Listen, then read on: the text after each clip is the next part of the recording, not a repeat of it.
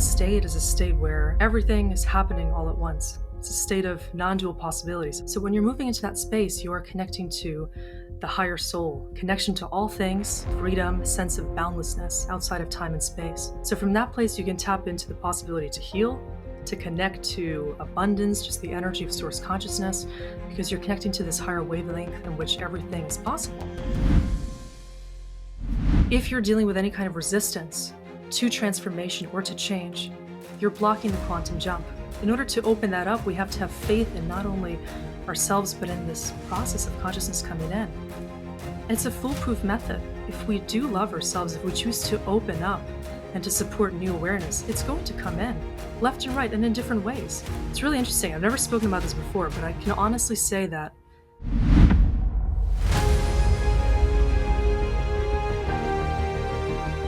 we're just coming out of the eclipse season and experience, which was a highly triggering and tumultuous moment for so many.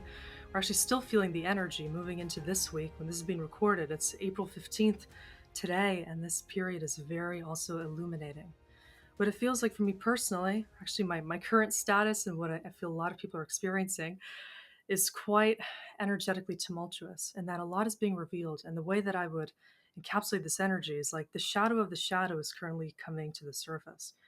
What that means is essentially whatever has been suppressed, repressed, pushed down, what people have been choosing to avoid and to go into a state of avoidance regarding, is now coming up to the surface to be integrated. And it's happening very naturally because it seems as though collectively and individually, we've kind of hit this critical mass point of unconsciousness, where whatever has been holding us back is now being revealed from every angle, that it's leading to more distortion. It's leading to chaos, polarity, duality, all the things that are causing more injustice, more pain, more suffering to be perpetuated.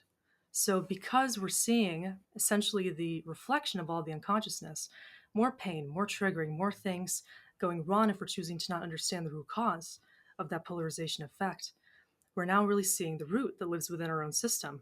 This is really coming up as an opportunity to realize, how are we feeding this collective duality? How are we feeding the collective shadow? And especially when things become very triggering, it's an opportunity for us to think about, how are we supporting this kind of dualistic reality within ourselves, which of course comes down to the nature of the split between the conscious and subconscious minds. So the way I see it is collectively, we're seeing all the fragmentation. We're understanding why the shadow has been such an oppressive theme in human civilization, in our reality in general, and why people have a tendency to stuff everything into the shadow that they don't want to look at. But it's really coming out in many difficult ways to understand. For example, you might be seeing more and more things around you that you disagree with, or maybe you're seeing things in your immediate reality which you've been wanting to avoid integrating. It's coming up more and more because this is what needs to come through at this time in order for the lesson to be learned.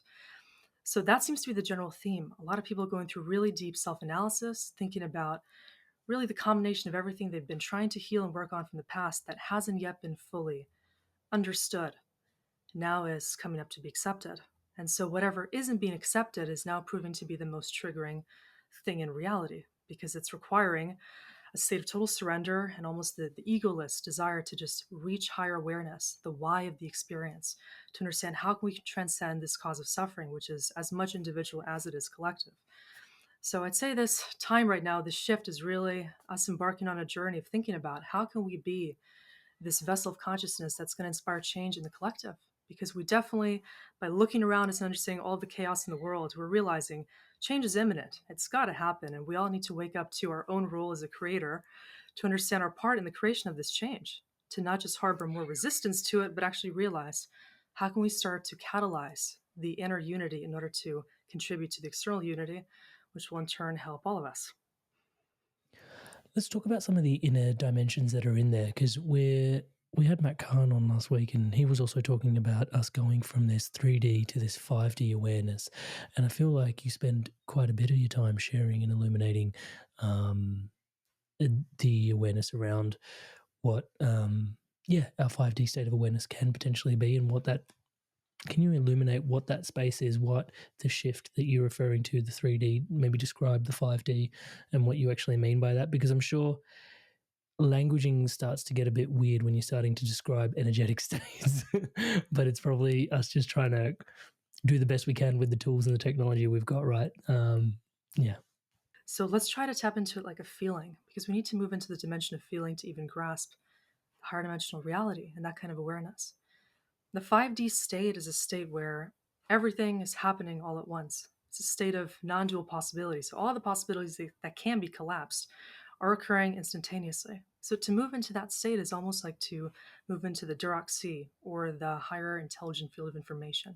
Some people call it the Akashic field or the Akashic records. There's many different terminologies used to describe this, but really it's all insinuating the same thing, which is this higher bank or library of knowledge or higher dimensional space in which everything is possible.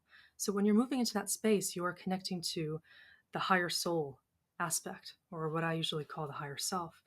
That higher self is able to tap into these multitudinous possibilities with ease because it experiences that kind of freedom, connection to all things, freedom, a sense of boundlessness outside of time and space.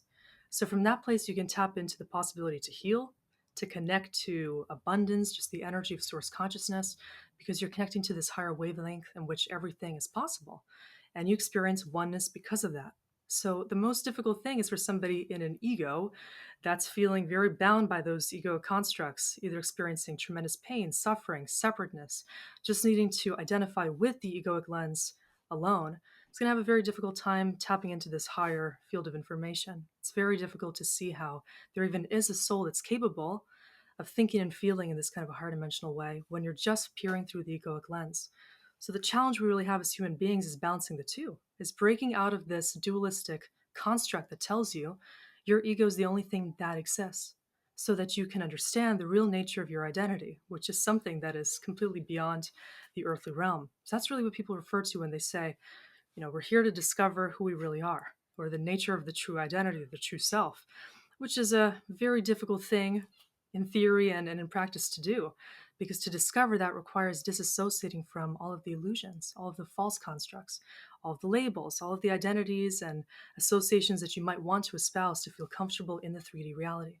So that's the difference between the 5D and the 3D. The 3D just being this physical landscape and everything that we want to identify with to feel more comfortable in the 3D. So that includes societal conditioning, expectations, whatever was instilled in your mind that came along with some program. And there are infinite numbers of programs, everything from what's being perpetuated in and by the media, to what family expects of us, to what we learn in school, what we see in the world around us. I also like to refer to these things as egregores, or essentially psychic entities, different thought forms in the matrix, which can kind of suck you into the illusion of thinking you need to pertain to just one or the other thing. This is also what feeds into every single cult, every single system, ideological mentality, philosophy, religion, and otherwise, that tells you you need to be conforming to just that one mental model that somebody created and that a whole lot of people supported, which creates this whole collective consciousness with that particular association. So that's very 3D in nature. It's a lower dimensional reality in which the ego gets sucked into all of these different models, which it uses to define itself. And in the 5D sense, nothing can be defining that essence, which is just a fractal of source consciousness. So that's the way that I think we can synergize these different concepts together, is by realizing even though we're in the 3D, we can start to associate with ourselves like we would do in the higher dimensional sense. We're realizing we are just a fractal of source. We're a unit of consciousness which is dividing itself to have a more open, fluid, loving experience, which of course is the challenge of being in that kind of a space in the third dimensional reality. Because when you're here, you're challenged by all of the different constructs rubbing against you and trying to convince you that you need to conform to them. And this comes through in all forms of peer pressure, collective conformity, all the movements that have ever existed that try to convince people's egos that they need to abide by certain rules and terms. But that also is what's falling away. And I think part of what's happening with this shift is people are seeing the falsity, the distortions, and even the egoic basis of many of these collective movements and thought forms, which are not really meant to free the mind and to empower people's consciousness. They're meant to do the exact opposite, to degrade the value of the free individual and the soul. And so we're seeing all these things illuminated so that we can really understand. Are we giving our energy to things that are just third dimensional in nature, which are kind of trapping our consciousness? Or are we choosing to see how we can coexist in the 3D in a way that is more higher dimensional, which evokes a feeling of love, unity, choosing to be all of us, essentially creating coherence between the physical, the mental, emotional, and spiritual bodies of our own consciousness? That's a higher dimensional reality. And that's the freedom we can give ourselves by realizing We're here temporarily, and our true self is not even in this earth plane. What we're experiencing here is just a template that's giving us the ability to learn how to be coherent, how to be a human that is really just more skillfully operating energy in a way that is conscious, loving, and honest in nature. It's really interesting that it does beg the question as to why we're spending so much time in the 3D, and potentially, it no longer serving us. And the sort of consensus that I've so far come to is that it's a really rich experience to be able to learn when the rubber hits the road in such a gritty kind of way for your soul. The lessons that it comes to learn in this dimension is like, okay, it's signed up. I really want to experience that in a really gritty kind of way. Touch wood. But the question I wanted to dive into was, I was thinking this was going to come later in the podcast, but this concept around, we have this lower self, we have this higher self, but then there's also source. And sometimes I get lost because I I don't really love the terminology around lower self, but I also do associate like there is a higher self, but then sometimes even the boundary between higher self and source to me kind of gets a bit like, are they the same thing? Are they not? And then there's also this connotation that, okay, my higher self must just be my soul. But then it's like, my soul, where does my soul end and where does source start and source? So the question is around those three kind of states. I think it gives us an access point to label them as that lower self, higher self, and source. And maybe you can start to help me get some clarity around, if you can, please, around the lower self, the higher self, and source, and the dynamic between the three, and why they're languaged a certain way. And we can think of these terms in somewhat of a synonymous way. Like, how does consciousness go on a journey into taking on different forms, identities, archetypes, different energetic embodiments, including the polarities, including masculine, feminine, negative and positive, and all kinds of different abstractions of itself in order to understand how the journey of oneness can really be created. So, we individually, I think of the soul as this individuated unit of consciousness or of source, source being just the amalgamation or embodiment of all conscious forms. All of consciousness is source, animating itself across every single dimension, across this accordion of the universe's hologram. So, we, as an individual unit of consciousness going on this journey, are understanding ourselves by moving into the lower dimensional plane to pick up new meanings, which is an interesting way of thinking about it. Because if, let's say, we begin at the higher dimensional plane, if we have a sense of knowing or mastery of what our soul is really here to understand, why move into this lower state of consciousness or this state of amnesia really to understand who we are? But that's where it's very fascinating to think about. What if we're actually helping the higher self ascend by experiencing the lower dimensional journey of ascension? What if we have to come here to really put our mastery or awareness into action? What if this is the test where we can have certain awareness at the higher dimensional plane, but can we really use it? Can we really apply it? And that's, I think, a very good way to think about the nature of the spiritual journey. For people that are just getting into spirituality, they're often thinking about, what is this for? Where a lot of people are being initiated into spirituality these days because maybe it's just interesting. They're attracted to the idea, or maybe they want to get something out of spirituality. But it's important to think about the difference between using spirituality to augment the lower self's desires versus using it to connect more with the higher self. And there's a very big difference there.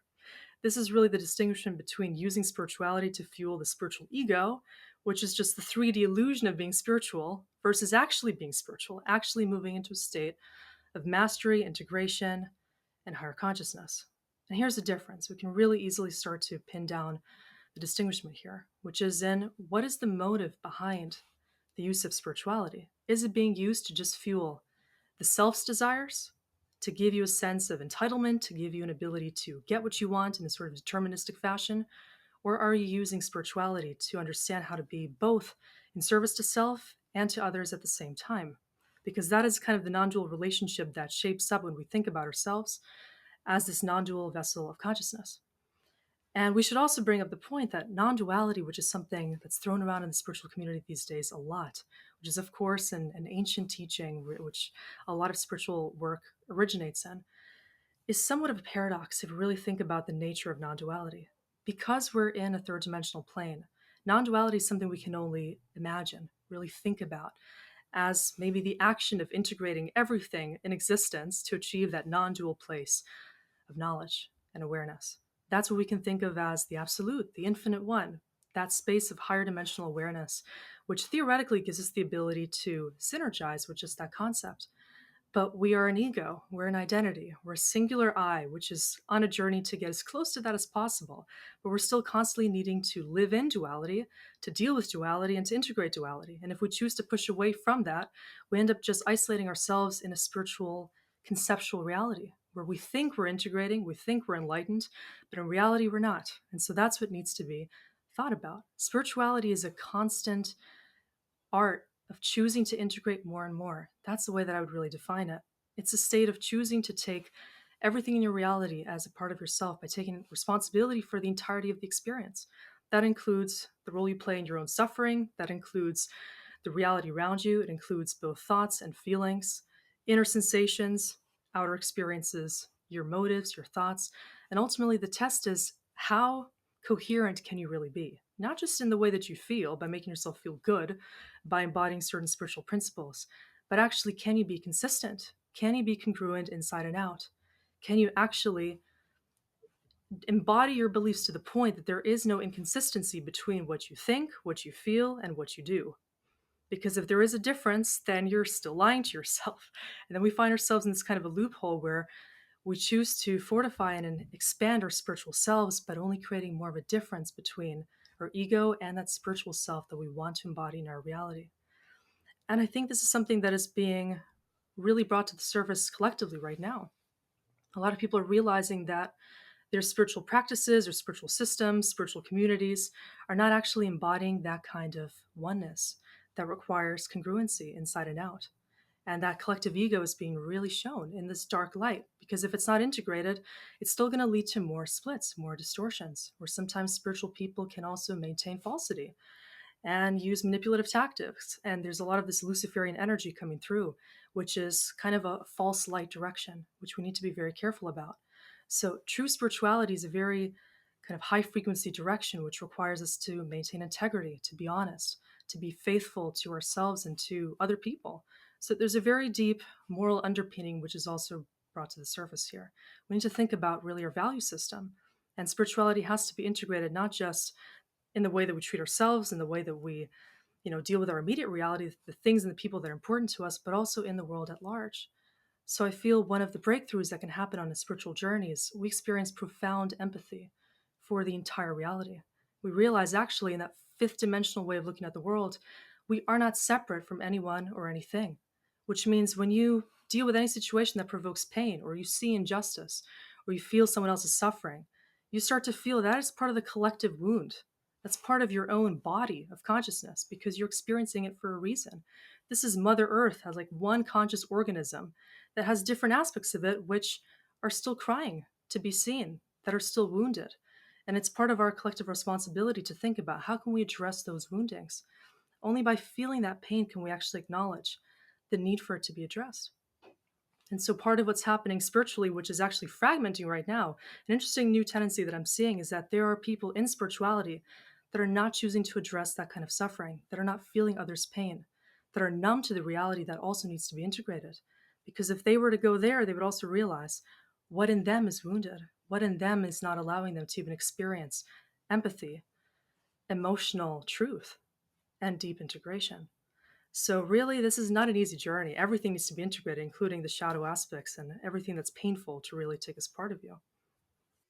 Yeah, there was a really profound sort of drop in for myself when I started to recognize that even for myself at certain points on my journey, spirituality has actually been a coping mechanism for the psyche to then try to okay, I'm just not going to sink into that. I'm just going to zoom out and just make a bigger spiritual story around it rather than integrate into it and connect to the pain that is currently being presented within the being, touchwood.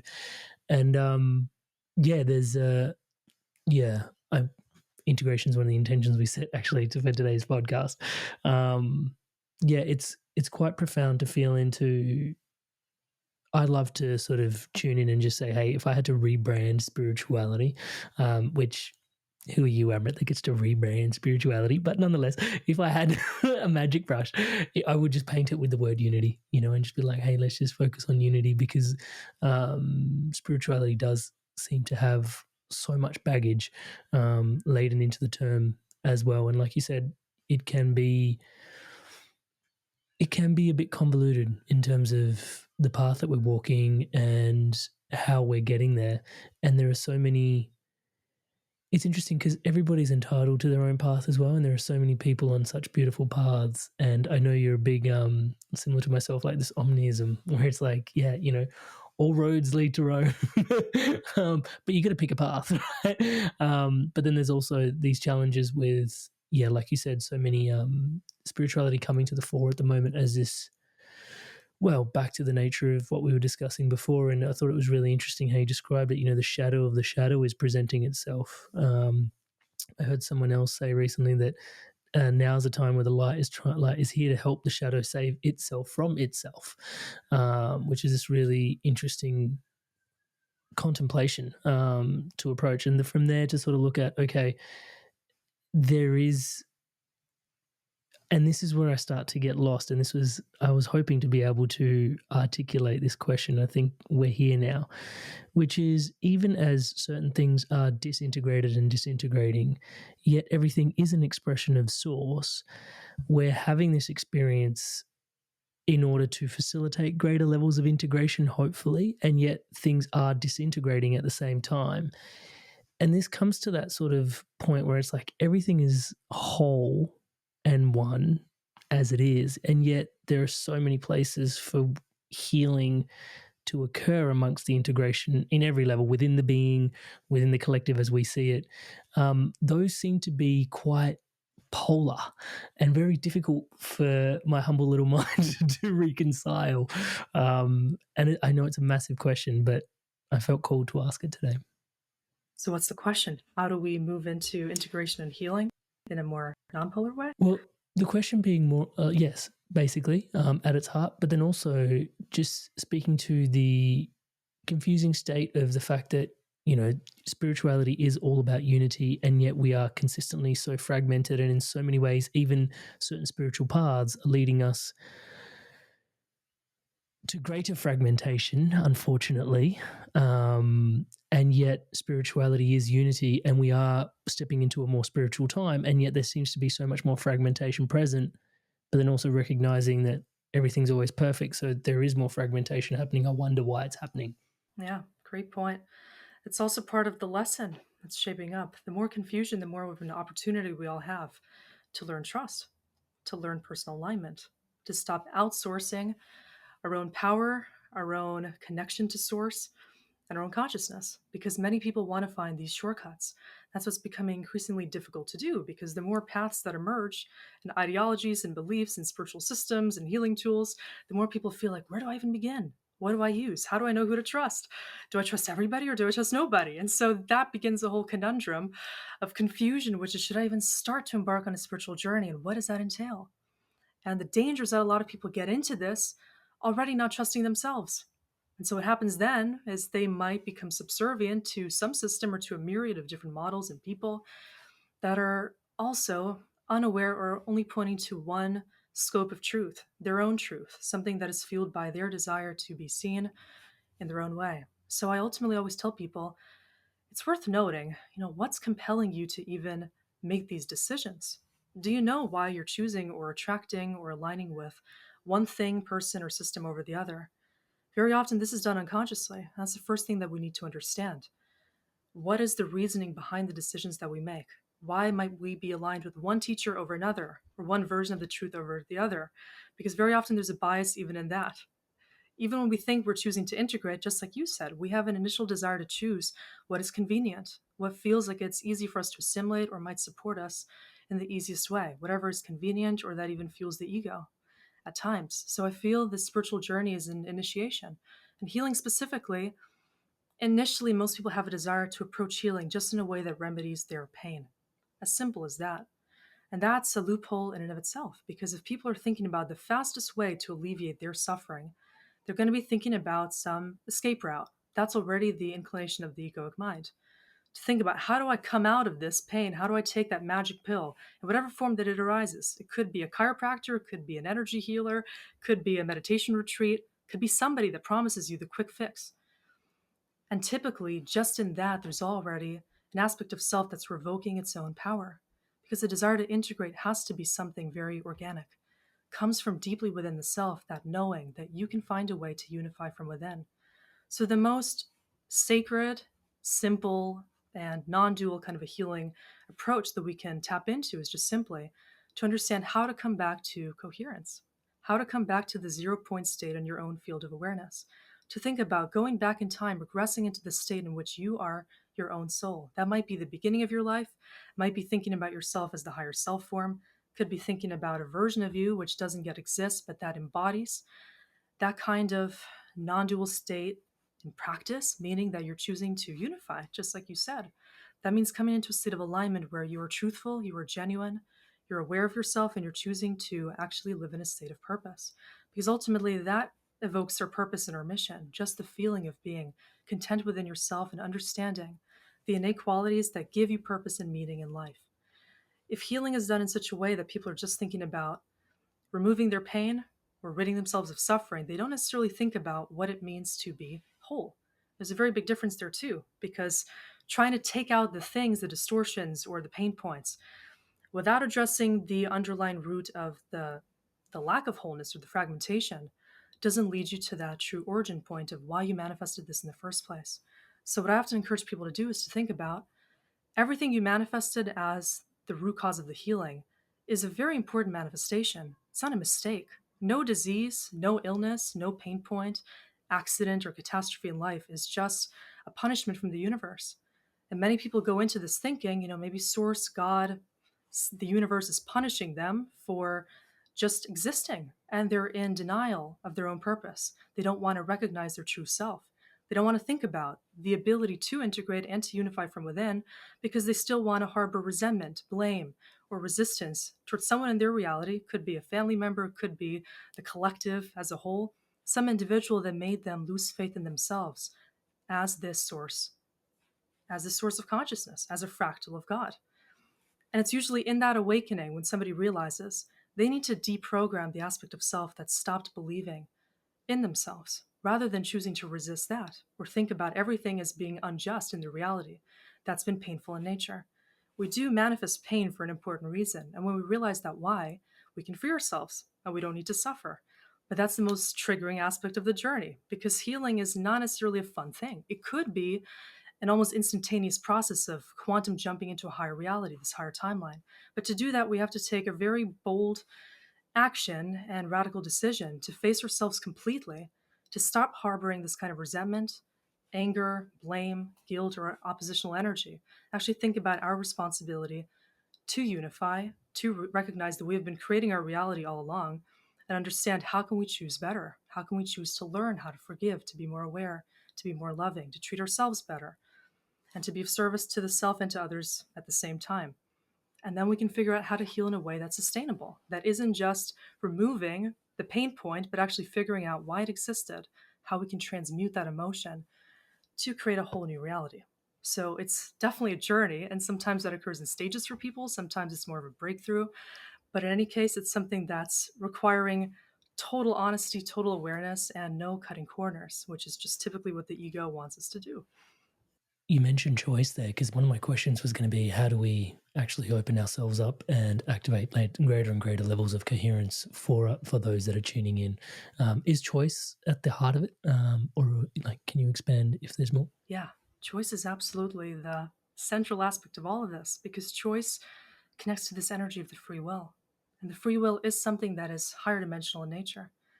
That's something really important to understand, because if you're just tuning into this lower self's ability to create reality or to choose, there's going to be a limitation there, because you might start to think about all of the reasons why you can't choose, why you're traumatized, why there are programs limiting your ability to choose better for yourself.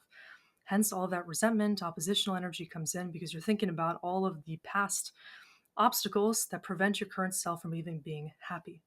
So instead of thinking backwards or finding reasons to blame our reality or ourselves, We need to think about the choice that exists to reframe this entire paradigm, to step into a state in which we're actually considering the higher possibilities of the self when we're choosing to heal, to operate in a state of love. And so that requires thinking outside the box. The thing I write on my Instagram bio is like, we're here to think outside the box and live from the heart. These are the two most important things that are the premise of really experiencing a higher dimensional reality here on Earth. We have to constantly think outside of the mind because for as long as you're confined to your own mind's constructs, there is no choice. There's no freedom. You are in a selectively biased prison, which is only abiding by certain rules that have been imposed before you even made the decision to express yourself like you do right now. These are subconscious programs. These are all things that limit your ability to be the higher self. So, people that are feeling imprisoned, that are embodying victim consciousness, which is very often the reason why people can't heal, can't experience awakening, is because they think that's all that exists. And the real scary part is that that is true. They are right in their own way because if you're looking through that lens of perspective, you are correct. The 3D reality allows for whatever perspective that you want to embody because it's just going to prove itself to be correct. And that can be as equally frustrating as it is liberating because if you're stuck to that mindset, if you don't want to forgive, if you don't want to expand, then you'll have every reason to believe that you are trapped here and that this is a prison planet and that we're all stuck here because it's a self affirming bias. And that kind of mirroring aspect of the universe is just going to prove you right every single time. But people that are realizing, if that's true, then what if we experiment with another lens of perspective? What if we bring in possibility, which typically the in between, transition point is when you're just choosing to challenge yourself, challenge your own ego, thinking about maybe it's not right. Maybe some of that is rooted in illusion. Maybe it's actually distorted. If the ego is biased, then that means there's a truer way to perceive reality. What if we actually choose to embody the perspective of source consciousness, which is a whole other reality? Source would be looking at reality in a way we can all sort of theoretically think about would be completely integrative. It's why all of these anecdotes exist of like God loving his children and the whole principle of love thy neighbor. These are principles of Christ consciousness in action, where we could just look at them as unity consciousness, love, and non duality. If we even attempt to place this lens of awareness into our own heart to think about how does the heart's consciousness actually explore this same perspective, we can easily realize that whenever the ego feels there is no choice, it's because it's preventing us from thinking with the heart. It's preventing us from dropping into a place in which no resistance is even possible. Because as soon as you're thinking through the heart's perspective, you're contacting the higher truth. You're not able to harbor judgment anymore. You're not able to find differences or opposition between you and anyone or anything. You start to see, even in the aggressor, the enemy, the harsh critic in reality, a child. You start to empathize with them. You start to understand that whatever toxic program, egocentric mentality, or frankly, evil thing in reality, it's still rooted in some unconscious program, which in a human being is just the energy of a wounded child. So we can cut through a lot of the triggers by realizing there's a need to empathize even with this darkness. We need to understand that in order to even transmute this energy of suffering and opposition, we have to start to relate to even the aspect of self that we want to avoid. And so in our own pain, there's the opposition of what caused the pain. And if we want to transmute that, then we need to think about actually loving the aggressor, which might just be the ultimately most triggering thing of all. Because whatever we're still choosing to fight or oppose is perpetuating the fight. You don't seem to have an aversion like the rest of us to really grapple with your triggers and your yeah, can you describe just your deep willingness to I'm almost picturing you like climb a rock climbing wall, which with each trigger just presenting itself, and just the relationship with the light, to not be afraid of the dark. Yeah. Yeah, well, that's exactly it. I feel like I don't want to be personally afraid of the dark because that's what fuels the darkness. When you realize the program that feeds unconsciousness is fear and is the unwillingness to confront it, you realize there's absolutely nothing to be afraid of. And that's what fuels this darkness. Collectively, so many people are afraid of certain things that they feel they have no control over, but that's what fuels the separation. And when we realize that it's entirely up to us to either maintain the split or to choose to unify, we defeat that battle within ourselves. So it's constantly a battle. I mean, there is no doubt a spiritual war happening here. It's something that doesn't really end. It's also the nature of reality on earth. And I think we all choose that, and we know that coming into the 3D plane, that it's going to be challenging. It's going to be toxic. We're going to see a lot of pain, deal with suffering until we realize that we can find a way to avoid suffering by at least choosing to synergize within ourselves and to stop fighting the resistance, because that's ultimately the choice. When we have this awareness that there is duality, it's the default condition, how do we react to it? Are we going to continue to wage war, or are we going to choose to do something to mitigate the conflict and to step in as a loving essence? Because as soon as you do that, you start to open up your field and you introduce not only new possibilities for healing, but you actually become more powerful in the process of doing that. You feel like you are protected. You feel like you're guided. The more that I personally open up with even this desire to help others heal and for myself to stay more integrated, to raise consciousness, I feel absolutely supported in this. And I feel like consciousness is always expanding as soon as we choose to initiate ourselves into this process, which is just a powerful journey of realizing why we're here. So the triggers, the way that I deal with them is I always try to confront them. I realize that there's no way to blindfold yourself and to be okay with that split, because it's going to keep coming right back up. And so that's just kind of the game that we play often when we don't think that we are karmically creating this entire reality.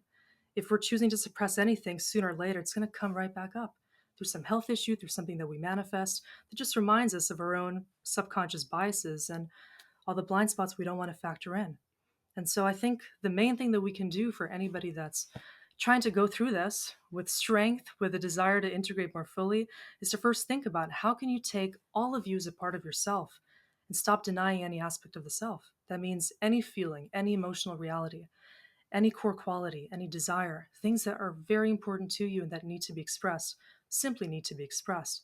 And we can alleviate a whole lot of suffering just by realizing we have to start with this place of just choosing to assume responsibility for our entire organism, our entire field of consciousness. That's the immediate reality we're dealing with.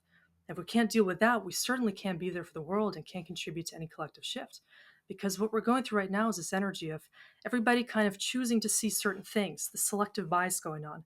Not people, most people don't want to really take responsibility for even their own darkness, for their own aspects that need to be loved, need to be attended to. And so that's sparking more triggering around them. And we have this domino effect of unconsciousness because this is the work that needs to be done individually. So I really feel now's the time. I think it's my calling, and for many of us that are in this more aware energy, we have to really think about being present, being aware, and choosing to include ourselves completely in this process of integration. Otherwise, we can't really do our part, and we're going to feel like we're hiding our true purpose from ourselves, which is ultimately going to lead to frustration, unfulfillment, and just more pressure in our reality caused by ourselves. So we need to be honest with ourselves. Yeah, I'm visualizing the pressure, and like, when we've got this sort of trigger and we're sort of challenged by it and we try to run away from it, or we try to escape it, or we try to find something back to what you were saying before. We're just trying to deal with the symptom and not the overall, like, why is this sort of happening for myself and why am I calling this in and really addressing the root cause, the source of it. We're still sort of in this dance and this limbo, and it's this really counterintuitive, which my mind goes grr, which is like, surely like running away from it or finding tools even to deal with it is kind of like going to be the path. And then there's this real medicine in acceptance, which just unlocks things, which then sort of helps you pop through into a whole nother state, which it seems so counterintuitive. And until you start exercising it, like you've been describing through the last little bit, it just seems so counterintuitive, Gabby.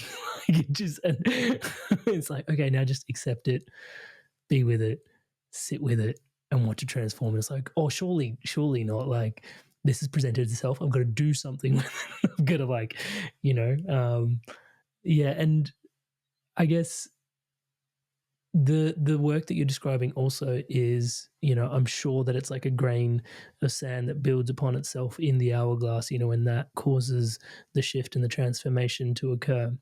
But then there's also the conversation around quantum jumping. I've heard this sort of starting to pop into the zeitgeist a little bit as we're discussing it, and I'd love to get your insights. And I'm not sort of suggesting that everything that sort of happens requires a quantum jump, but I think it's an interesting avenue to sort of explore. What are quantum jumps and how do they happen? Mm-hmm. Well, this is the good news for the viewers who might be feeling triggered and terrified of the intensity of the healing process and integration. It all sounds very serious because it requires this kind of integrity, honesty, authenticity. However, there is an easier way to do this, and actually often propose for people to think about the easier route to healing because quantum jumps absolutely are possible. This is what explains instantaneous healing, these sorts of miracles, which really can be explained in a way of quantum physics terminology. Just thinking about how we actually occupy different states of consciousness, different quantum states. Because think of it, if we have a higher self, and that's already operating in this higher dimensional kind of a program, if we learn to tune into that higher self alone, we're able to almost teleport ourselves into this higher state of consciousness. That's a reality free of this pain, this distortion, these lower egoic limitations, the suffering, the duality. So we have an opportunity to get there very quickly if we choose to hold space for that frequency. The difficult part and what quantum jumping really entails is choosing to accommodate a frequency which is different from what you're currently experiencing. Your frequency being your energetic output. It's a different emotion, it's a different feeling, which requires a different belief system, a different expectation, everything surrounding your mental, physical state, and emotional state, which are all the tiers of consciousness that are supporting the spiritual state of your awareness. So, for people that want a quantum jump, that requires a really resolute decision to choose to be consistent with this coherency, which is possible if you choose to introduce the higher self's reality. So the first thing that's of course going to come up is how do you connect to the higher self? Because if you learn to do that, you can learn to quantum jump. That's essentially introducing this highest possibility of yourself. For people that aren't really aware of that feeling, try to imagine what it feels like to connect with this highest version of you, which you can imagine as the archetype of you with your personality, with your identity, but without the limitations. That's experiencing power, confidence, personal truth, a purpose, an intentional state of its beingness, which is coming through ultimately in this physical reality in order to achieve expansion. If you're experiencing connection to the higher self, you're able to take the best of your qualities, the best of yourself, and even these sort of non dual qualities that are source like, that are just divine, that are expressions of energy, of potentiality, wisdom, higher truth, that'll come through in your intuition, in your knowing, in your awareness. That explains why I'm able to do what I do, which when I go into a state of just channeling, just deeply connecting with someone or just letting awareness pour through, there's a clear cognizance channel that opens up in me personally. And that's something that all of us have the ability to tap into to a greater or lesser degree. The point is, we all have this higher self identity, which is constantly encouraging us to connect with a higher stream of intelligence. We can access that anytime we choose to surrender, open up, and simply receive, which the first very difficult aspect of the matrix for a lot of people to synthesize is it's so masculine in nature that it's difficult to accommodate this feminine state of consciousness, which is required to understand the energy of your higher self. To receive is to be in the feminine state. That's a feminine action. And so for people that are used to just thinking, just being logical, rationalizing, creating strategy in their day-to-day lives, it's very difficult to think about how can I just surrender and receive? That negates your egoic reasoning. It makes you challenge your own assumptions because if you have some gut feeling that comes up or some kind of an intuitive inclination to do something differently, your first thing that you're going to be doing is opposing that, finding every reason why you shouldn't introduce this almost irrational new belief or idea that comes in. Well, think about, first of all, none of these thoughts are random. If you're receiving anything, especially if you've been already on a journey to understanding yourself, receiving mastery, personal mastery, and awareness, you've been sending out that invitation for awareness to come in. You're being guided. All of us are being guided all the time. We need to start to listen and to receive this impetus for change. And so that's how we can start to literally upgrade our consciousness by first realizing we're constantly having this information relayed to us. We just need to be at the frequency at which we can receive. So something interesting happens to people when they start to listen. Some people will have ringing in their ears.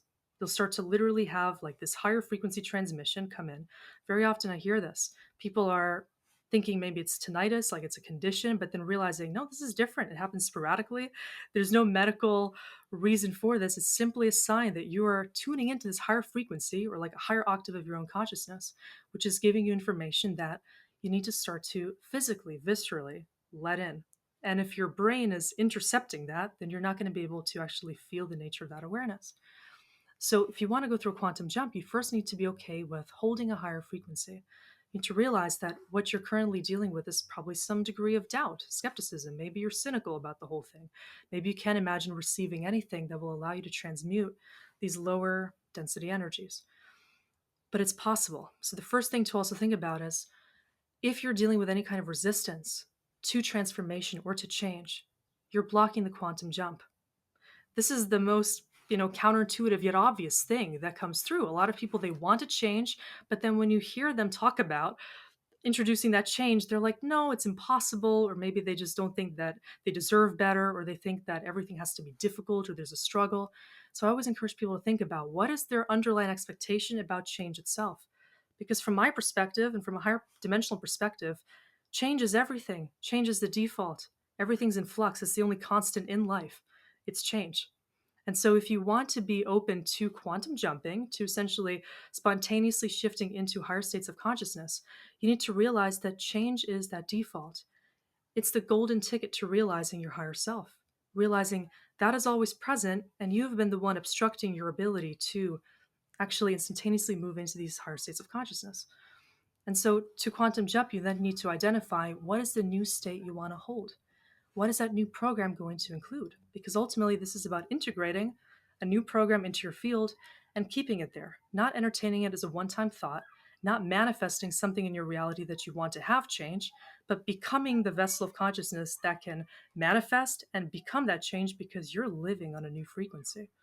And when you make that decision, very often everything will come in that needs to come in. Your subconscious will start to rewire itself to hold this new possibility, but you have to believe it on every level of your being. So your mind needs to be in accordance with it.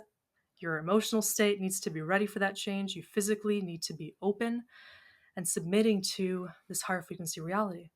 And there can be no doubt left in the system, because as soon as that skepticism creeps in, you are just annihilating the possibility of that transformation. And so that's really what it takes to quantum jump. We need to heal our own aversion to change in order to make it happen. Hey, your Inspired Tribe. I want to take a quick sec. I wanted to share something today with you that is really dear to my heart. And it's actually what keeps the entire ecosystem around the Inspired Evolution thriving, my one-on-one coaching. So it's basically coaching that helps you live a spiritually aligned life. I coach people from all different types of walks of life. These people are leaders and they're looking to have an incredible spiritual impact in the lives that they're leading for themselves, and then also lead in alignment to their values. Now, you don't have to take my word for it. Here's a few people that have also transformed through my coaching, and here's what they have to say. Amrit is a fantastic coach. In a few sessions, he got to a depth that I'd only experienced before working with certain medicines. And he's gone through a lot of the struggles that you're probably facing. Then my corporate banking job wasn't really doing it. You feel like you're not making progress towards your goals. And Amrit's been a really strong, supportive figure in my journey. I'm more in control of myself. I'm kinder to myself. I actually have that vision and a purpose. I do feel like I'm a better version of myself already. Amazing energy. He was easy to talk to, which made me easy to trust him. Working with Amrit at 9 o'clock on a Saturday morning, and really I was bouncing out of bed. Whenever I get off the calls with Amrit, best money we've ever spent. I would not recommend him because I don't want everyone to know about him and then I won't be able to book him. If he gets too busy, I won't get my turn. I would say absolutely. There's no way you can work with Amrit for a period of time without being transformed. So if you're considering him as a coach, do not hesitate because you won't be disappointed. As you guys can see, there's a lot of people all over the world from all these different corners experiencing incredible transformations. I don't think, if I can say humbly myself, that there is anything quite like this somewhere else online. Most people that, have channels that, grow and grow and grow don't really focus on one-to-one offerings. I have just found that it is the most profound space where you can bring yourself in a private container and really just share what's going on for yourself. And if you want to book in for that call with me, touch base, it's www.amrit.coach/life. That's www.amrit.coach/life. There is a link in the show notes below to book in that call. And yeah, if you want to take your journey further, if you want to dive in deeper, and you really want to live a spiritually aligned life, if it's for you, please do check it out. And without too much further ado, once again, for your spirit, for yourself, today's podcast. I've heard of the quantum science being referred to as the science of possibilities. And in here, the possibility for change is ever present. And like you're describing, it's actually our natural state. And it's really interesting to feel into just what possibility really means and how change is just like impregnated within there.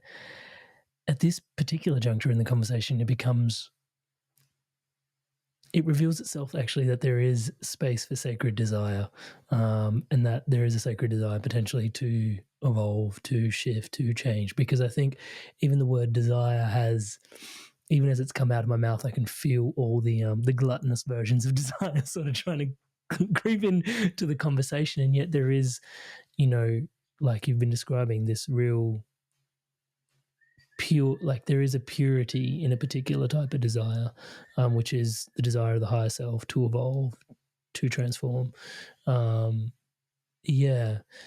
I think interestingly what I'm realizing as we're having this conversation is, like you've been talking about, the integrity of being able to hold that state. If the desire isn't at its purest, it's going to be that much harder to hold, and it's probably going to be fallible, right?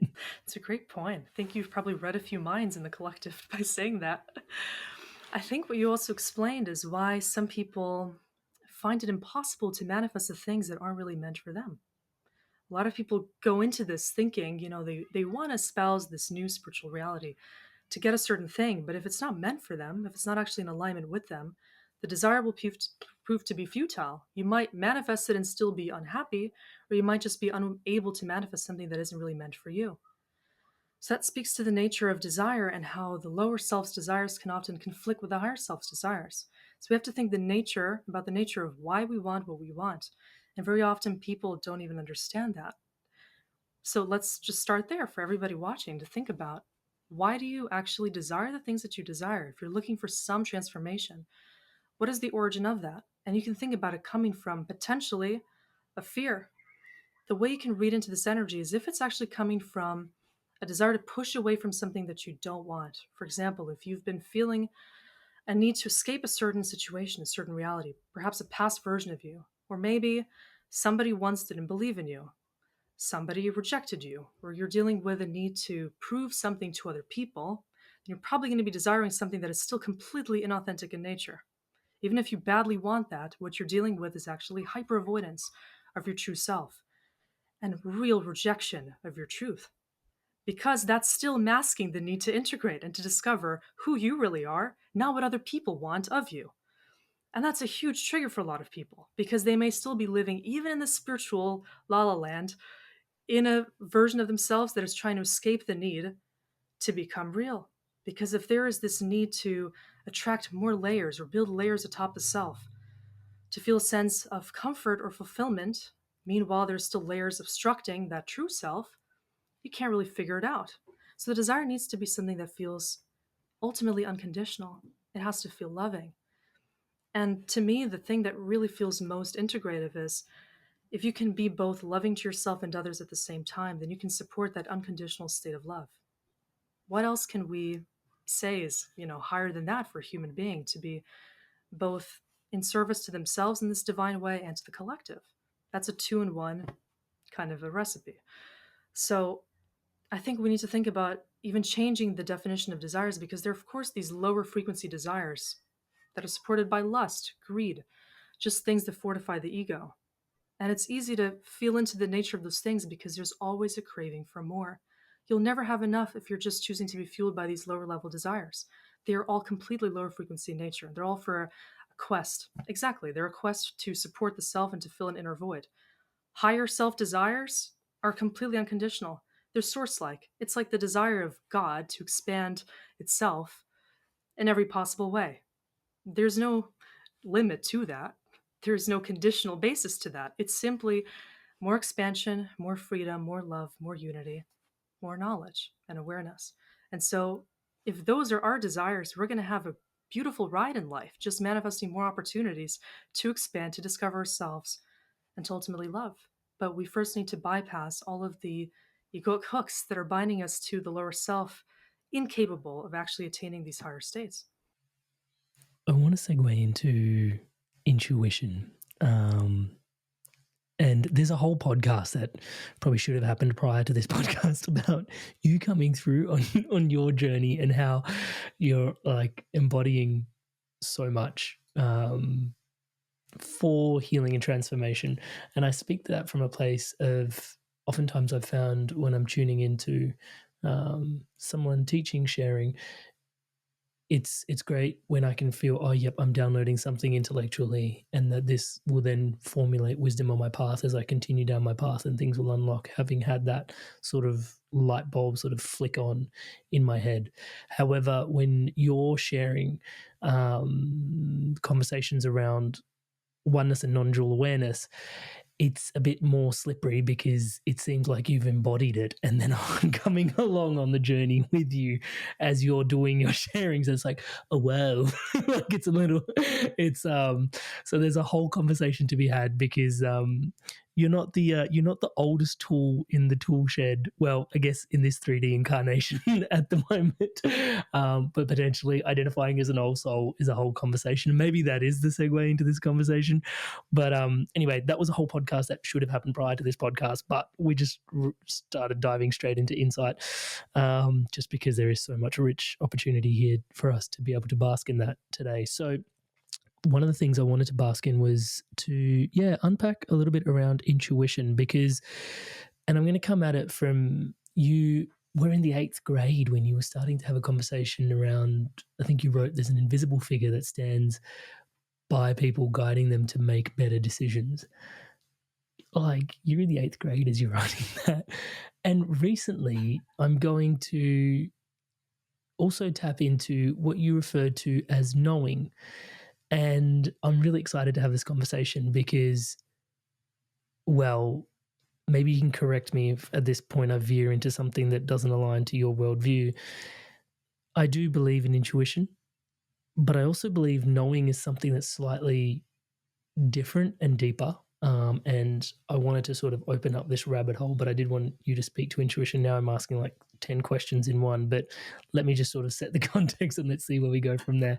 Because this deep sense of knowing, you found that as you were writing your videos, and I'm sort of paraphrasing, but you basically said that if the wisdom wasn't something that you were learning, it wasn't coming from books. You found it was coming from your soul. It's something that you deeply know, as we put it. You were tapping into your heart, your inner truth, and it was emerging. It was something that, it wasn't something that the brain had ever been taught.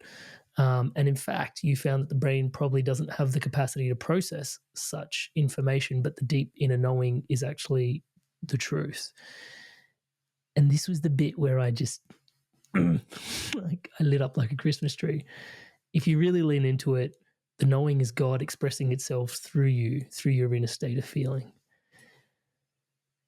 This was the first time I'd ever found someone articulate this deep sense of knowing that I've been just trying to excavate more and more and more, because I find this a lot in my coaching, Gabi. I'm conscious this is a podcast that's meant to be featuring you, but if I can just have 2 secs, it's just really profound when people come, like, we discussed this earlier. It's like there's this, I know I'm made for more. I know there's a sense of more out there. And it's like, but you like, even for some of the people that I'm coaching, like their life from the outside looking in is completely made. Like success tick, fulfillment is deteriorating rapidly, yet success is completely made from the external sense. And it's like, what is this sense of knowing? Because in some ways, and this is me being a bit of a cheeky monkey, but if we sort of just like got rid of that sense of knowing, you'd be fine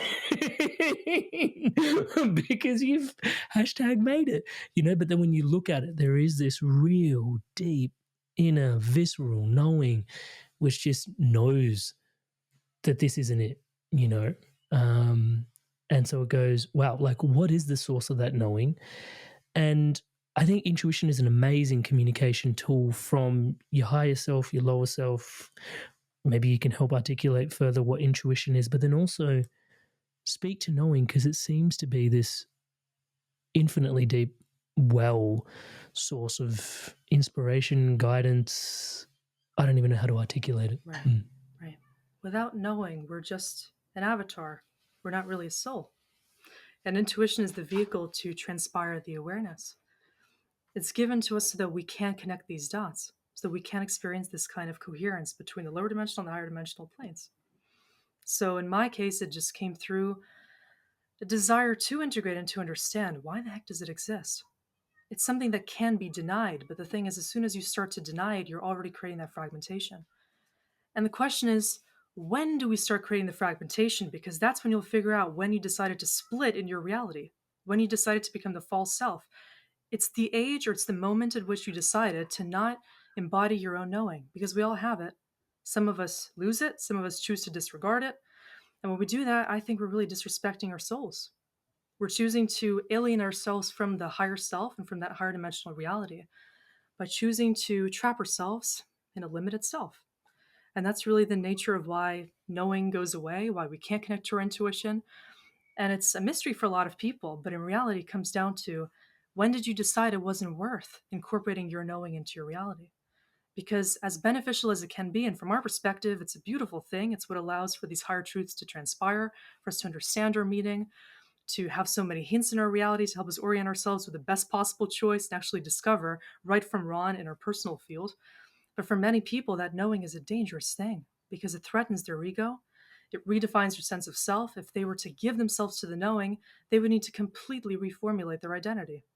And that leads to an identity crisis for many people. So for a lot of people, if you help them identify their knowing, it can start this, could be even a midlife crisis, when they realize they've been living a lie. They've been partial in their own field. They've been choosing to filter out their own truth and play this kind of a selective game, as if they've defined, who they want to be, what they want to express. And very often, they're very aware of what those things are that aren't allowed. These are things that we usually personally prescribe to ourselves that we once felt were dangerous to fully embody. For example, these are things that can make us feel oppressed, too different, unique in our own way, but usually leads to some kind of repression that's external in nature. So personally, I dealt with that experience. I know what it's like to be in school, to be around a group of people that are all conforming, that are doing a certain thing, kind of the status quo reality. I know it's not cool to be spiritual or to have certain knowing, because it makes you different. It makes you want different things, do different things, feel different things. And at some point, I just realized I'd rather be different than conform to a reality that doesn't feel authentic to me. And I don't know if that choice came to me more easily because of my upbringing, most likely, because I'm an only child, but I was in a family where individuality was supported. I mean, my parents are Ukrainian immigrants. I lived in New York City growing up, and that's like the different place of all differences. That's where diversity thrives, and you can be whoever you want to be. So that probably helped me to curate this identity. But absolutely, right. I think it's no coincidence I was born in literally the melting pot city of the US. But the point is, that's the choice. You asked that brilliant question on the nature of choice, and really comes down to that. Are we going to choose to conform to the false self, which mirrors the convenient status quo, the reality of conformity, which is vastly available to us? We can easily find some clique, and most of us as children do, to become a partial version of self. Or do we want to choose to lean into knowing, which is going to make you progress down your own path? The question is, and this is what it ultimately comes down to in a more existential taste, is does that knowing lead to suffering or lead to pain?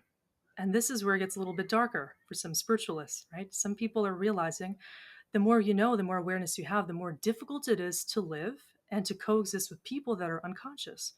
That's why a lot of spiritual people are unfortunately depressed, feeling alienated, lonely, lack friends, lack connections, because they're feeling like to maintain I read that. a quote recently, Yeah. sorry to butt in there, but like greater self-awareness was leading to greater and greater levels of despair and to be able to hold that. And I was just like, whoa, like I need to come back to this quote. I didn't really Here we like, are. but I read it and sorry, please All good. continue. That's a great point. And it's sad. I would want to challenge that point, because if we take that as the end all be all, we need to be in despair if we're aware. Like we were just talking about, we're going to solidify that reality. I want to challenge that. I feel part of my existence and part of what I'm feeling I need to do is to make consciousness a new normal state of being. That's what's happening with this shift. We were in a state in which a lot of people were feeling the difference, trying to coexist and feeling that the differences are creating more friction, and a feeling of in order to maintain your awareness, you have to almost self-isolate or keep yourself in a separate reality so that you don't just conform to the other state. But I don't think it should be that way. I think we need to connect more to the global collective of people that are at our frequency, that are choosing to connect. And that's the beauty of podcasts and communities and just thinking about consciousness and the collective awakening in more of a global way. This is a universal shift happening. And for everybody that's feeling too different and too afraid to embody their knowing, it's because they're just focused on their immediate surroundings. And that's the test. During the time in my life where I was doing that, I felt discouraged from embodying my truth, being authentic, and really serving the world in the way that I do now, because I felt like nobody needs this. Who cares? Nobody's ready for this kind of awareness. I shouldn't talk about it. But yet again, everybody that's going through that sense of personal empowerment and a need to align with their purpose goes through that same exact feeling. It's you butting heads with your own ego and questioning yourself on whether it's actually valuable to align with the soul in a third dimensional space of opposition. That's why a lot of people say it ultimately comes down to don't care about what other people think, which is very difficult to do, because as soon as you start to compare yourself to all the possible reasons for things to go wrong or all the people that might rebel against it, might not understand it, I ultimately think just in the grand scheme of things, it isn't worth limiting yourself to that one lane in which everybody agrees with you, everybody likes you, everybody accepts you, because it's just not going to happen. And the sooner we accept that, the sooner we're going to have our freedom. So for everybody that's going through that split where they realize their knowing could be controversial, it could be radical, it could lead them to do things totally differently. Maybe it could end some relationships or friendships or make them reconsider their career or their life path. But ultimately, what would you rather live with? A state in which you're obfuscating your knowing and living a lie, being unhappy, being resentful because of all the things that are going wrong that you don't want to take responsibility in? Or would you rather embody your knowing and live that life of truth and realize that's the test of life in the matrix? It's why you're here. It's why you have an intuition. It's why you're connecting to your soul in these beautiful higher dimensional ways. And it's what ultimately life is for. That's what I would say. Wow. Thank you. That was a power punch. I love that sharing. It's in fact, we're putting together a bit of a group membership for the Inspired Evolution community, and the word aligned just keeps coming back to me as the name for the community. And as you were sharing, it was just really deeply affirming that alignment to your knowing is the alignment to your truth. And you mentioned it earlier in the podcast, alignment and coherence gives you this state of play into purpose, which is our truest self. So, yeah. This particular juncture, you mentioned intention quite a few times. And I think there's an opportunity for me to ask you, what is your intention in general, when you feel into it, for humanity where it's at, for the collective? Yeah, just what's your intention for the current state of the world? Or is it too grandiose to ask that question? Like, do you have an intention for the state of play, for consciousness where it's at the moment? Yeah, most definitely. I mean, I always have this universal intention to raise consciousness. Everything I do is with that intention. And that's actually what fuels my intuitive moments, my channeling. I don't think about it. I don't plan the script. I don't think about what I'm about to say, but there's always an intention there, which is really rock solid in my subconscious at this point, which is to share something that's going to bring value in expanding people's consciousness, which on the other side of the camera is always going to be somebody that's looking to peel back that veil between their subconscious and conscious minds and see and hear something that's going to resonate with them and inspire them to do this work for themselves. So it's that desire to expand consciousness, which is very loaded. It sums a lot of this up.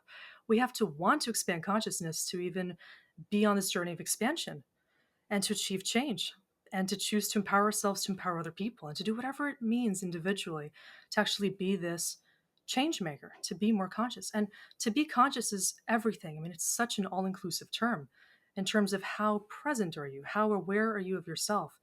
How congruent are you, like we've been saying, inside and out, to where you are transparent, you're honest, you're authentic, you're doing things with the right intention in every moment, which is just a feeling of being in alignment. It's something that needs to correspond in terms of the heart and the mind. And so for me, it's always a compassionate energy. I think when we are really in a state of expanding consciousness, we're choosing to feel into that need for expansion, which relates to what I spoke about earlier. We have to feel into the collective state. If there's disunity, it should empower us to be more present so that we can hold space for that unity, to become that agent of change in both our own lives and in other people's lives. But the intention for me personally also is to just focus on encouraging people to see that they're more powerful than they usually think they are.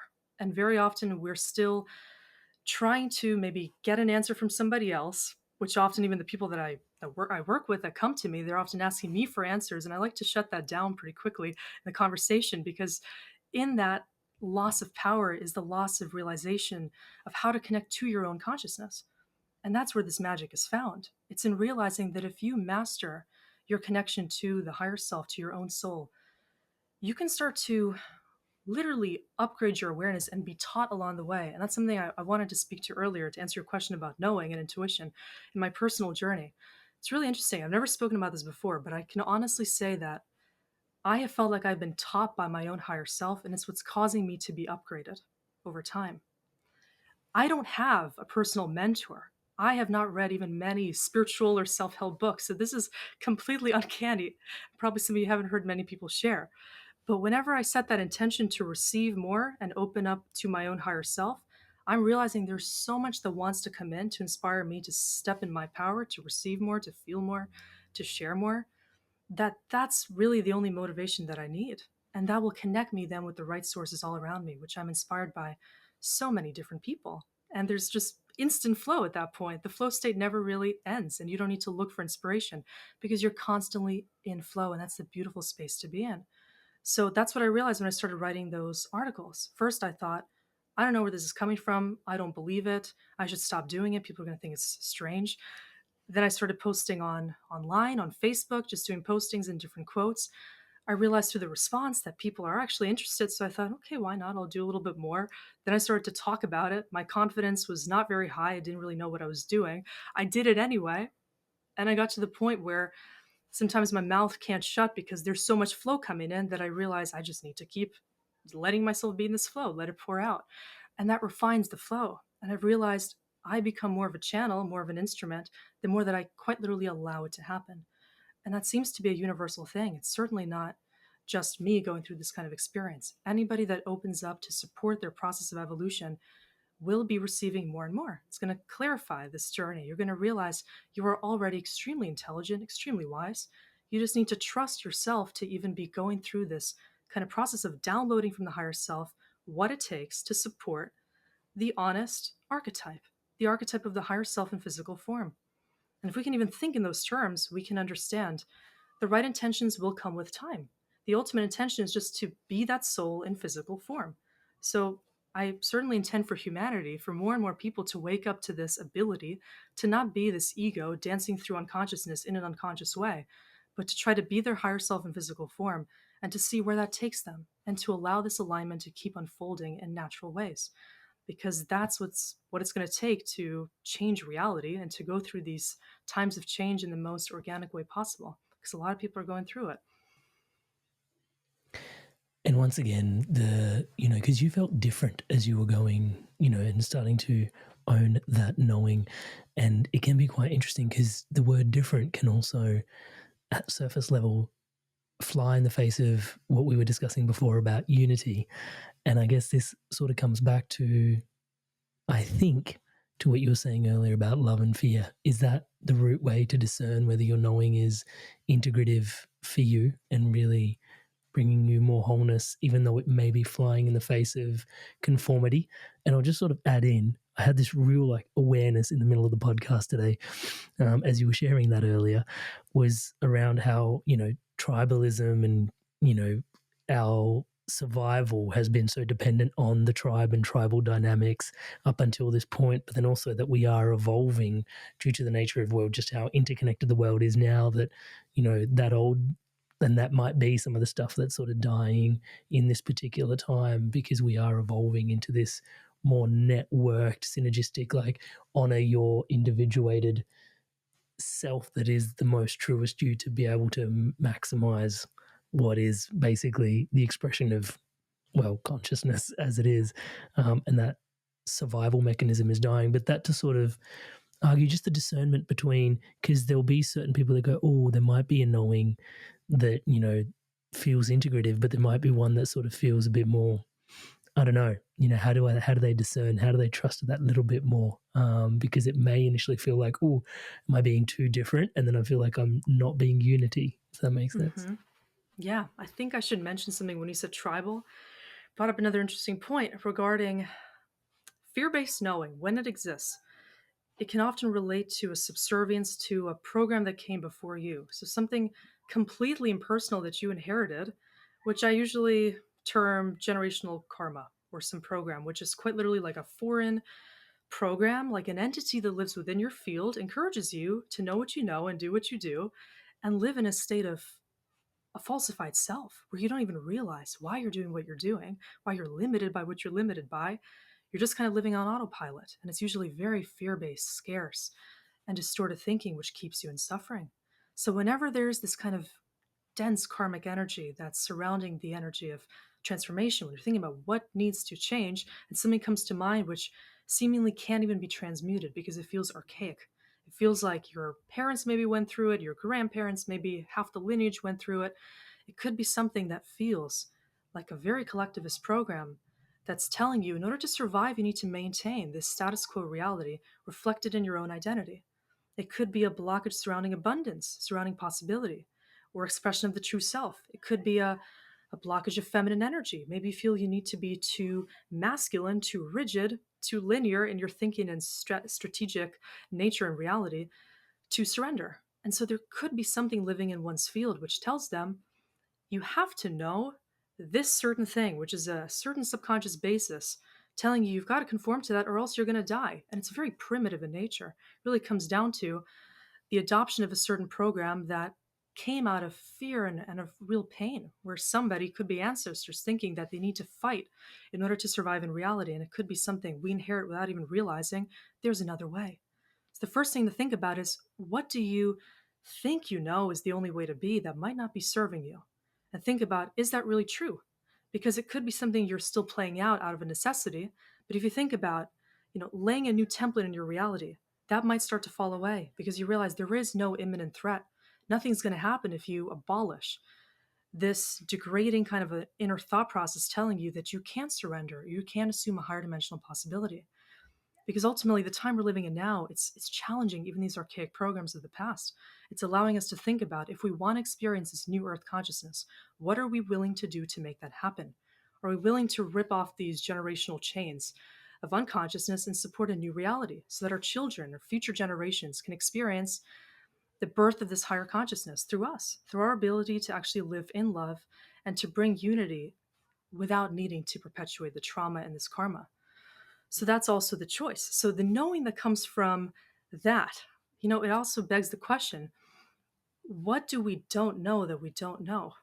And that brings us closer to the shadow of the shadow. Because again, the default state is the shadow doesn't want to be integrated. So here we go. I'm really throwing everybody for a loop here. But essentially think of it, that the reason your shadow, the reason the shadow exists is to keep you safe. So you're not meant to see it. You don't want to see it. Whenever you get close to your shadow, you're going to be afraid of something in there. You're afraid of going into the darkness because we're not taught to explore ourselves and those aspects of self in a loving way. We think certain parts need to be kept in the dark for us to be safe. So the first thing to think about is if we really want to move into this higher dimensional reality, this higher consciousness, we have to change the way that we relate to ourselves, including our shadow. We have to think about it, just like you had mentioned, in a way that doesn't feel threatening at all.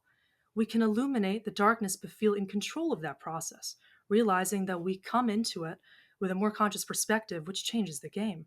We don't need to wait for reality to illuminate our unconsciousness through more pain, more suffering, or just keep perpetuating the program that we know doesn't work because our ancestors have already done it enough. So what we're seeing right now is that we have a choice to do things differently, but the question is, are we going to do it? And really it comes down to that. The past doesn't exist anymore. We're still choosing to play the same game by the same terms until we choose to do things differently. And so that's where the new knowing kicks in. So the new knowing is going to be very high frequency in nature. It might tell you simply, you can surrender. You can be free. It's like a door opening up in a prison cell and you're still walking around in circles thinking you can't just walk right on out because the program is telling you you're a victim, you're stuck here. When in reality, all you have to do is choose to venture out of that door and experience your higher dimensional state on earth. That's really the kind of energy we're now dealing with, where a lot of people are seeing there is freedom, but their ego is still pacifying that need to integrate it because they don't think they actually can. But that's the choice. Thank you. Back to what you were sharing about, yeah, you're not reading too much and you're just connecting to sorry, the languaging, I make myself laugh. You connecting to your higher self to allow information to pour in reminded me of the quote of, well, recently just Paramahansa Yogananda, towards the end of his life, he wrote Autobiography of a Yogi. He said he stopped reading. He just found it was the information was sort of getting in the way of him having he didn't put it as clear channel, but just having a clear channel is the way I would interpret it, because other people's information was right for them, but this is the information that's sort of filtering through that was meant to be expressed in his lifetime. Back to the conversation around knowing, like, this was kind of what was meant to be expressed in his being when he was here, and I just felt compelled to share that at this particular point in the conversation, because I think it deserved that anchoring, because it just affirms, our relationship with our higher self. Mm-hmm. And I challenge people to think too about that. If they don't believe they have knowing, or they can connect to knowing, can they see an inner child in them that's still afraid of their knowing, or that somebody, maybe a parent, didn't believe in? Because very often we need to reparent ourselves, or reparent our own inner children, to believe in the connection to source, to the self, to the innate wisdom and intelligence that exists there, to open up this conduit of wisdom that is in all of us. It actually has to come through love. There's no other way around it, because love is a state of integration. So in order to open that up, we have to have faith in not only ourselves, but in this process of consciousness coming in. It's a foolproof method. If we do love ourselves, if we choose to open up and to support new awareness, it's going to come in left and right and in different ways. We'll be getting signs, synchronicities. You might come across exactly what you were looking through in your next YouTube video that pops up in your feed, because everything in real time is relaying this feedback loop of your own consciousness. You'll start to realize this whole simulation is alive. It's organic. It's a matrix that doesn't need to feel like this inorganic, automated prison, because if it looks and feels that way to you, it's because you're still unconsciously going about it. It can feel vibrant, interactive, and like the coolest game, because as soon as you start to realize your role in the entangled nature of reality, it'll start to speak to you, and everything will start to feel non-random in nature.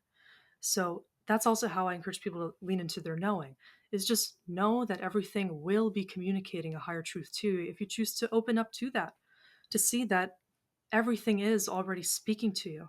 You just need to interpret the message. And if you don't like the message, then maybe connect to a higher one and actually change the program, because it's teaching you a lesson in any case that needs to be understood. No more words. No more words. Wow. Okay. I feel like I could talk to you forever. And in some ways we're so deep, and in some ways we're still just skirmishing around the surfaces around certain things as well. This is such a profound conversation, but I am conscious that today's conversation, needs to be wrapped up with some sort of bow on it. And I feel like that was perfect. And so I do have some rapid fire questions to close off the podcast with, if that's okay. But I do feel like the audience is probably going to want you back in the future. So sneakily, I'll get you to make that commitment on air. If that's okay. But you don't have to say yes. You can think about it. I won't be too trappy about it. But yeah, the rapid fire question, Sister Bear. What is your definition of living a good life? I think it's a number of things, but like I talked about, it's a life in which you feel connected to your higher self. You experience a moral, loving, unified connection to yourself and to as many things in reality as you can. A reality in which you experience joy rather than suffering, and you expand yourself. And you don't live in the dark. You're actually willing to venture into the world and fully integrate and explore and find your true self and choose to unleash it to help others and yourself. How do you define God?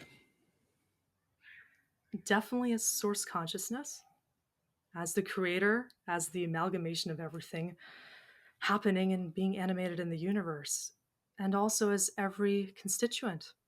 Every fractalized representation of God is the same source. It's indivisible. So it's a fractal structure. It's an intelligent organism which is animated in every single part of it. It can't be distinguished based on scale. It's all source, having an experience leading to integration. And the ultimate purpose of life, in your opinion? Oh, that's a loaded question. Well, I think the whole conversation alludes to parts of this.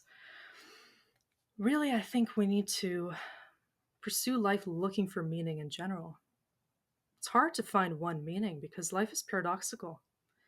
It's loaded in paradoxes because as soon as you find meaning in one thing, the need to look for meaning in the new thing emerges. I think it's an endless search for meaning.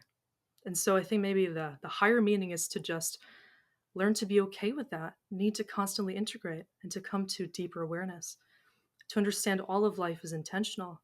It's all inherently meaningful, and it's all part of what we ourselves are attracting in order to give ourselves meaning. So it's a mirroring aspect of the universe coming in so that we perceive more meaning in all things. And that gives more meaning to the creation. It's kind of how I see it. I love that. How do people find you? Everywhere, wherever they like. GabiKovalenko.com, or just look me up on YouTube, Instagram. I post every day. Lots of interesting perspectives you can find from me. And yeah, on my website, I offer a course and sessions with people, and just lots of content to encourage you to expand your consciousness like we've been doing here. Yeah, and I can obviously recommend everything as you can tune into the conversation today, but the YouTube channel in particular, my God. So, like, obviously podcasts exist and they're quite a long form conversation, but some of your downloads are like 5 to 15 minutes long. And back to what I was describing before, like, sometimes information is shared with you so it can sort of ping light bulbs, but when even in a 5 minute, 10, 15 minute sharing, I feel like I'm going on a journey with you when you're sharing, Gabi. So the transmissions are palpable, and I'm so grateful for you. Yeah, stepping into, like you said earlier, a little bit of courage to step out and do that content. But it really, I'll put a link to your YouTube in the show notes below, and the Instagram and everything else we've discussed here today. Before we do wrap up, anything else you'd like to share today, Gabi? We've turned over so many stones. Maybe one little thing. There's like a little ping just came through to encourage people to come back to their childlike nature, because this whole journey seems so serious. It seems so burdensome sometimes to integrate. It feels like heavy lifting. But in reality, I think it can be so much easier if you resort to the state of the inner child, which is the ultimate way to come back to love. Because if you look at yourself as a child, you want to support your own curious adventure through life. You want to give yourself the experience of joy and play and harmony and alignment. And you start to pick up this almost maternal energy, man or woman, like a maternal loving energy, which is connecting to the earth at large and the universe. It starts to put you in that same frequency, which can make you feel connected to all things. So that's an easy way to start with yourself and to encourage yourself to just be curious again. Like a child that's always looking through those big eyes, looking for ways to incorporate themselves into reality, to learn more, to be more alive and dynamic. And I feel that life loves us when we're in that childlike energy, because it gives us more and more reasons to play, to be more of ourselves. And if we forget that, then we're going to live that fragmented adult reality, which is difficult and prone to suffering. So I encourage everybody to be a little bit more childlike in this dualistic reality. We all need a little bit more play and integration through just that loving universal energy. Wow, Sister Bear.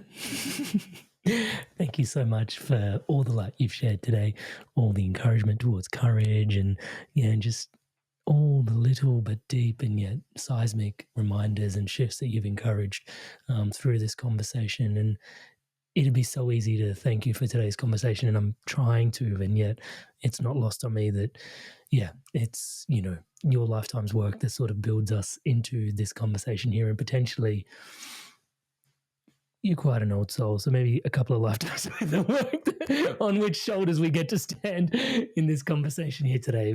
But all of that to say thank you for today's time, abundantly sharing us with us in the energy, but also, just thank you for you. Really grateful for who you are and the work you're doing in the world at the moment and sharing it all with us so gracefully. Really, really appreciate you, Sister Beth. Thank you so much. We're all in this together. And what everyone's seeing in me, what you're seeing in me, is a reflection of the innate potential. I'm trying to set an example that everybody can reflect on to be a little bit more authentic and open to this deep knowledge that we all have in our souls. So let's bring it all together. Let's inspire this collective shift, because it's up to all of us to make it happen. You know, I've had this really trippy contemplation in my head, and I'd just love to sort of get your thoughts on it, which is Einstein's theory of relativity. Like, some part of me, and I know it's a trippy dippy part, but some part of me goes, was everything relative prior to his download and sharing of it into the collective zeitgeist? Was it, or did it become more relative after? And I'm tuning into that sort of, because he also has the quote that imagination is like your greatest tool, right? And so as we sort of grow in our awareness, you know, the nature of reality and consciousness is also seems to be somehow morphing. And I guess there lies this sort of slippery slope of what you think in terms of how much influence we really have over consciousness, because on some degree, the teaching is that we're infinitely empowered to influence consciousness, but then we are like also a fragment. And it does sort of, the polarities again for the mind seem to go boom, like I'm stuck here again. But that contemplation of Einstein and like the theory of relativity was like, up until then, physics was a certain way. And maybe this is my background as an engineer, but after that, things started to really open up a different way because someone explored their consciousness and their imagination a certain way. And the nature of reality and how collectively we start to explore it started to shift. Right. Your thoughts? Yeah. I think it's going to be shifting a lot more because, like you said, as soon as something gets instilled in the collective consciousness, it leaves room for the opposite perspective. So there's like this ping pong effect between a new thing popping up and then another thing relative to that, inspiring a whole new perspective and a whole new shift because of that. And also the nature of the density on the planet seems to be changing. A lot of people are saying, the Schumann resonance being part of this, but also just the nature of the shift in consciousness is changing the way that everything is perceived.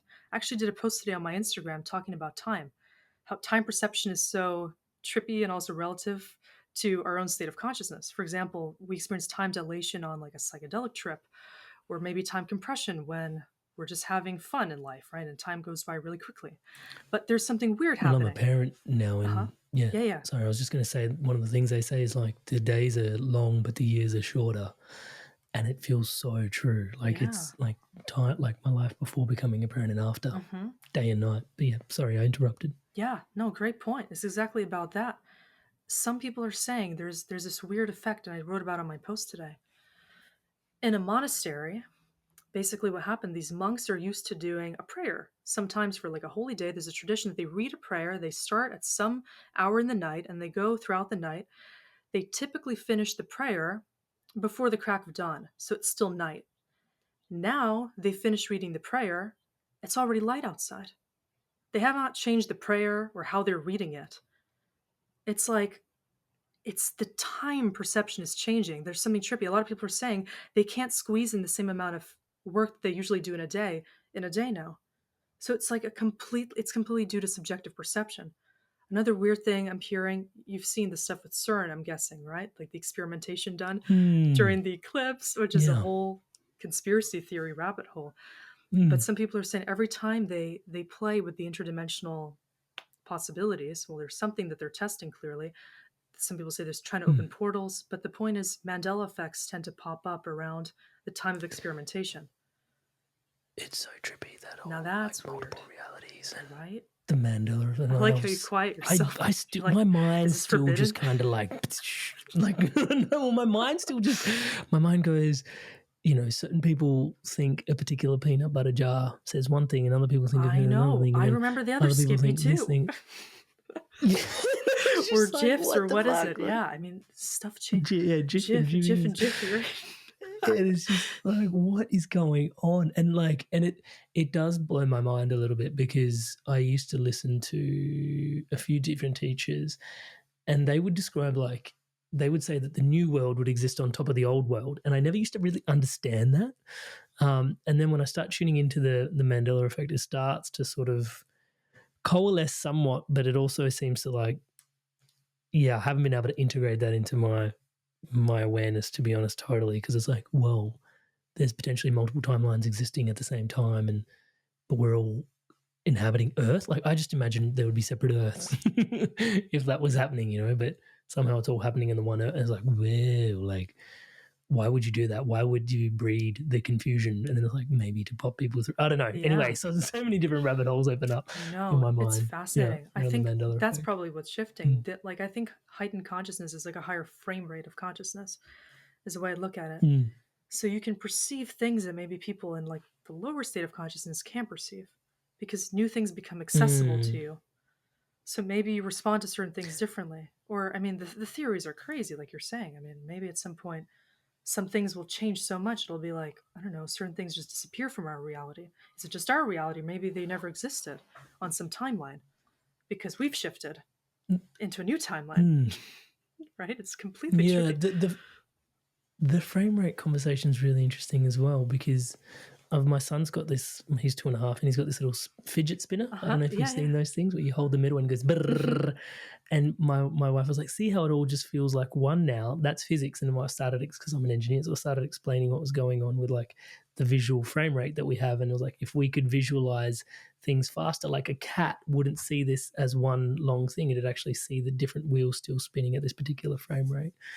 That's a really interesting way of describing it, actually. Like, one of the things, I find quite slippery in the past, less so now because I've had to do a lot of work on this, but I just sort of love to chat about it with you for a sec, because sometimes these not these conspiracy theories, and I put that in air quotes because well, that's the point, right? Sometimes down the rabbiting hole for truth, you come across a conspiracy, and then I've had to then over time had to learn, like, is this integrating me or is this actually fragmenting me? And that was like this really profound shift that I had to go through, because for a while I was in this journey of truth, and it started with, like, exploring where money comes from, right? Touchwood. And, like this, like, we trade our time for money and, all this sort of stuff. And I was like, okay, rabbiting down for truth. And there's, like, you ended up in, like, all these conspiracies as well. But then my distillation for truth came back to, like, the 4 elements of, like, earth, fire, wind, and water. Like, is this enriching my body? Do I feel more integrated, like, from a soil perspective? Is this improving, like, my relationship with my water? Am I breathing deeper, or am I getting shallower and more anxious? That breath. And then, just integrating myself back into the elements was my ability to discern back into the truth. Your discernment tools in terms of navigating truth from chaos. Most conspiracy theorists that get really sucked into this, they're so full of judgment that life becomes hellish. It's what we tapped into with more awareness leads to more suffering. They're looking for more things, to feel reasons to despise planet Earth, and to feel like everything's a scheme against consciousness, and to feel like we're just victims to these agendas, to these elites, to these plans that are, not in our will to control. And so as soon as you look for more reasons to feel, like you said, the fear and the powerlessness, the more distorted everything becomes. And I think that's, like, part of the agenda. Like, as polarizing as that seems, the conspiracy theories that are just fueling that separation, they're, like, supporting the agenda, even though they're exposing it. That was the realization I had. The more energy I give it, the more it grows. Exactly. And then what? You're trapped. That is actually one of the... Yeah, it has nothing to do with it. Right. Yeah. Oh boy, we should have talked about this on the podcast. The more we talk, the more it becomes like that. Because I know a lot of people like this. They're just spending all their time and energy, their free time, on, like, exploring the rabbit holes and the conundrums of the matrix reality. But is it actually supporting well-being, human betterment, individual freedom? If not, then I think it's best to intend to veer into another direction, into where it's actually up to you to do something here. And it involves, of course, we can't be blinded by it. Like, I'm not a supporter of the ignorance is bliss thing at all. Quite the opposite. So it's more like, to realize that is very important, but that gives you a sense of power in terms of what can I do to not just be like one of the sheeple, right? Like to be aware, to be open, to actually support expansion and the shifts that will be happening because people are actually trying to bring back, the true origin of consciousness in all the different ways, and the real technologies, the real healing, everything that isn't being supported by those industries and the systems and the brainwashing. So we just need to subtly bring that perspective in, the alternative, without creating the resistance to the system. And that way we don't live in the fear and the duality. We just kind of peacefully create our own approach and give birth to new earth, very casually. Yeah. That was one of the conversations I wanted to have with you today as well. It was like this whole concept of waging peace. And that's why I was like, there's more conversation to be had in this space. Go on and on. But it was good. That's why I was like, get her back on the podcast. There was so many more things we certainly to be can. chatted about. We'll see what the comments are like, what people are saying. Maybe they'll suggest it themselves. But that was a great start. Yeah, absolutely. Hey, you're Inspired Tribe. I want to take a quick sec. I wanted to share something today with you that is really dear to my heart, and it's actually what keeps the entire ecosystem around the Inspired Evolution thriving, my one-on-one coaching. So it's basically coaching that helps you live a spiritually aligned life. I coach people from all different types of walks of life. These people are leaders and they're looking to have an incredible spiritual impact in the lives that they're leading for themselves, and then also lead in alignment to their values. Now, you don't have to take my word for it. Here's a few people that have also transformed through my coaching, and here's what they have to say. Amrit is a fantastic coach. In a few sessions, he got to a depth that I'd only experienced before working with certain medicines. And he's gone through a lot of the struggles that you're probably facing. Then my corporate banking job wasn't really doing it. You feel like you're not making progress towards your goals. And Amrit's been a really strong, supportive figure in my journey. I'm more in control of myself. I'm kinder to myself. I actually have that vision and a purpose. I do feel like I'm a better version of myself already. Amazing energy. He was easy to talk to, which made me easy to trust him. Working with Amrit at 9 o'clock on a Saturday morning, and really I was bouncing out of bed. Whenever I get off the calls with Amrit, best money we've ever spent. I would not recommend him because I don't want everyone to know about him and then I won't be able to book him. If he gets too busy, I won't get my turn. I would say absolutely. There's no way you can work with Amrit for a period of time without being transformed. So if you're considering him as a coach, do not hesitate because you won't be disappointed. As you guys can see, there's a lot of people all over the world from all these different corners experiencing incredible transformations. I don't think, if I can say humbly myself, that there is anything quite like this somewhere else online. Most people that, have channels that, grow and grow and grow don't really focus on one-to-one offerings. I have just found that it is the most profound space where you can bring yourself in a private container and really just share what's going on for yourself. And if you want to book in for that call with me, touch base, it's www.amrit.coach/life. That's www.amrit.coach/life. There is a link in the show notes below to book in that call. And if you want to take your journey further, if you want to dive in deeper and you really want to live a spiritually aligned life, if it's for you, please do check it out. And without too much further ado, once again, for your spirit, for yourself, today's podcast. Thank you so much for watching this video all the way to its end. Obviously, you absolutely love this podcast, and I want to thank you so much for watching this all the way through. Here is another video that's perfectly curated just for you to watch as the next best video to keep your inspiration flowing, to keep you evolving, to keep you yelling. Check it out now.